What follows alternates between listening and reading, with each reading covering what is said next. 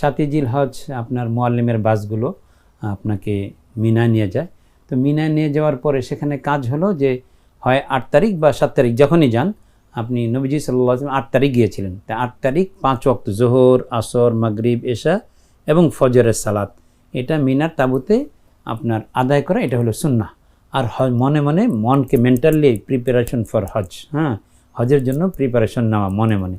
আর যখনই এই আপনার ফজর নামাজ হয়ে গেল মানে আরাফা যাওয়ার উদ্যোগ শুরু হয়ে গেল। কবে? 8 তারিখ। 8 তারিখ তো শেষ হয়ে গেল, ফজর নামাজ 9 তারিখ। হ্যাঁ 9 তারিখ, তার মানে ইহরাম বাঁধা হলো 7 তারিখ। হ্যাঁ 7 তারিখেও বাঁধে, 8 তারিখও বাঁধে। 8 তারিখে বাঁধলে হ্যাঁ হবে, এতে আপত্তির কিছু নেই। আচ্ছা, 8 তারিখে এবং কেউ যদি মিনায় না গিয়ে সরাসরি ফ্লাইটে আপনার ইহরাম বেঁধে আরাফায় চলে যায় সেটাও হবে। কিন্তু সাধারণ নিয়ম হলো 8 তারিখে বেঁধে, হ্যাঁ, এরপরে মিনায় 5 ওয়াক্তের নামাজ আদায় করা সুন্নাত। এরপরে ফজরের নামাজ হয়ে গেলে 9 তারিখ হয়ে গেল, 9ই জিলহজ আরাফার দিন, তখন আরাফার দিকে ছোটা, ওইখানে ফজর মিনায় ফজর নামাজ পড়ে আরাফার দিকে যাওয়া। অবশ্য বর্তমানকালে ভিড় এড়ানোর জন্য মুআল্লিমগণ রাত 12টা থেকেই নিয়ে যান সেই সুন্নাহগুলো, যে 5 ওয়াক্তের নামাজ 8 তারিখে জোহর, আসর, মাগরিব, ঈশা, ফজর সালাত মিনার তাঁবুতে অবস্থান করা এবং এই আদায় করা যে সুন্নাহ, এটা সাধারণভাবে এখন ভিড়ের কারণে হয়ে ওঠে না, একটু কঠিন হয়ে যায়। যেহেতু অনেক লোক দিন দিন বাড়ছে হাজিদের সংখ্যা, এই জন্য রাত 10টা 12টা থেকেই ওই মানে 8 তারিখের রাত থেকে, জিলহজ মাসের 8 তারিখ রাত থেকেই এই আরাফায় নেওয়ার জন্য মুআল্লিমগণ তৎপরতা দেখাইতে থাকেন। তো নীতি নীতি আপনার কখনো দেখা যায় যে ফজরের পরেও নেন, 10টা পর্যন্ত নিয়ে যান। আর ওকুফে আরাফা যেটা হজের মূল রুকন, এটা শুরু হয় অবশ্য জাওয়াল মানে জোহরের রক্তের পর থেকে আরাফায় অবস্থান করার সময়টা শুরু হয়। এই জন্য এর আগে গেলেই হলো। আরাফা গামী যত রোড আছে সবগুলো বিজি থাকে, তো যার কারণে বিজি থাকার কারণে সবগুলো বাস থেমে যায়। তো দেখা যায় বাসের মধ্যে এসি এগুলো সব বন্ধ হয়ে যায়, তো মানুষের গরমে অতিষ্ঠ হয়ে ওঠে।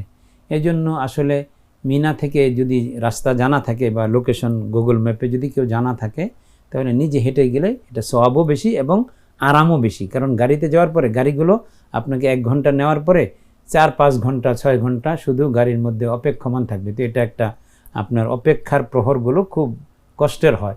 এই জন্য হাজিদের মধ্যে তখন অন্যরকম অবস্থা সৃষ্টি হয়ে যায়।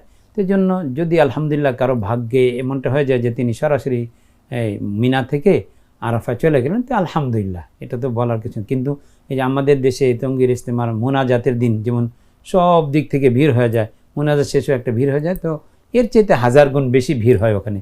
যত রোড টু আরাফা আছে সবগুলো ব্যস্ত থাকে, যার কারণে আবার যারা ড্রাইভার থাকেন তারা মিশরি হন, বেশি সৌদি ড্রাইভার না, যার কারণে ওদের নতুন নিয়োগ হয়, এরা রুটঘাটও অনেক সময় চিনে না, এরা এলোমেলো নিয়ে যায়, যার কারণে একটা অম্লমধুর অভিজ্ঞতার মধ্যে কাটাতে হয় হাজিদেরকে।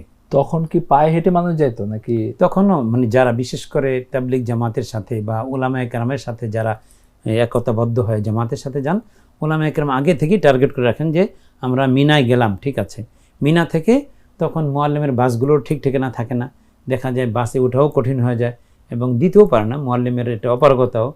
এখন হয়তোবা কিছুটা উত্তরণ হইতে পারে, কিন্তু এটা সিস্টেম এটাই যে বলবে যে বাস আসতেছে, কিন্তু আপনাকে দাঁড়িয়ে থেকে 3 ঘন্টা দাঁড়াইলেন, অথচ আর 1.5 ঘন্টা হাঁটলেই আপনি ওই আরাফায় পৌঁছে যেতে পারেন।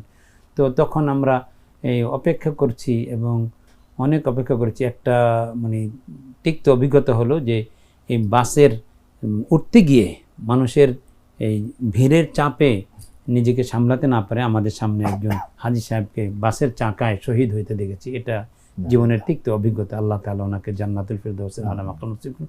আমাদের দেশীয় হাজি না, তিনি সম্ভবত মিশরীয় বা এই সিরিয়া এই জাতীয় মধ্যপ্রাচ্যের কোনো আলজেরিয়ার হাজি হবেন আর কি। অর্থাৎ তখন হলো আপনার অনেকে পায়ে হেঁটে যায়, আর পায়ে হেঁটে যাওয়াটাই বেশি সহজ, সওয়াবও বেশি, কারণ 1 কদমে 1 লাখের সওয়াব পাবেন আপনি। এজন্য ইবনে আব্বাস রাদিয়াল্লাহু তাআলা আনহুমা তিনি হেঁটে যেতেন এবং বলতেন যে হারামের 1 কদম হলো 1 লাখ কদমের সওয়াব। হেঁটে যেতে পারলে, যাদের একটু, আমাদের দেশে তো সাধারণত হজটা করে পরন্ত বেলায়, কিন্তু আরব দেশ বা সারা বিশ্বের মধ্যে ইন্দোনেশিয়া, ওখানে মালয়েশিয়া সিস্টেমই হলো যে বিয়ের আগে হজ করে নিতেই হবে। তো তারা দেখা যায় জওয়ান থাকে, তো জওয়ানদের হজের অনুভূতি বুড়োদের অনুভূতির চেয়ে অনেক ভালো, কারণ তারা পায়ে হেঁটে যেতে পারে, অনেক কষ্ট স্ট্রাগল এটা সামাল দিতে পারে।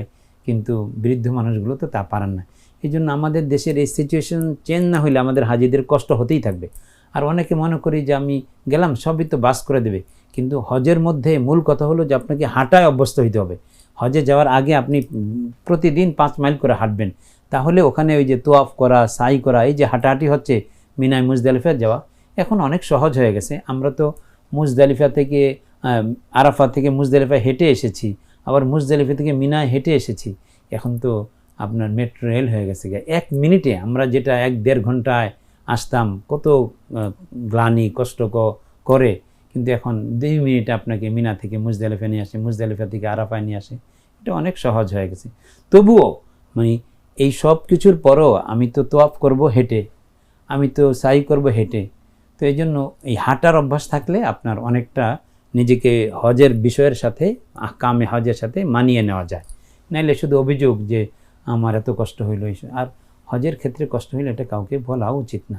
আর কষ্ট ইন্নাল আতায়া আলা মাতনিল বালায়া, যত পরিশ্রম হবে ততটা আপনি প্রতিদানও তো ওইভাবেই পাবেন।